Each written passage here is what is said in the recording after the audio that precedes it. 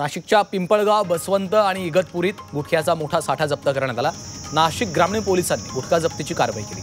जप्त केलेल्या गुटख्याची किंमत 1,56,00,000 इतकी आहे। या प्रकरणी पोलिसांनी 2 जणांना ताब्यात घेतलंय।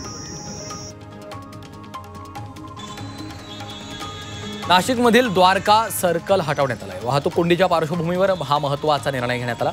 मंत्री छगन भुजबळांच्या पाठपुराव्याला यश आलं असून या परिसरातील वाहतूक सुरळीत होणार आहे।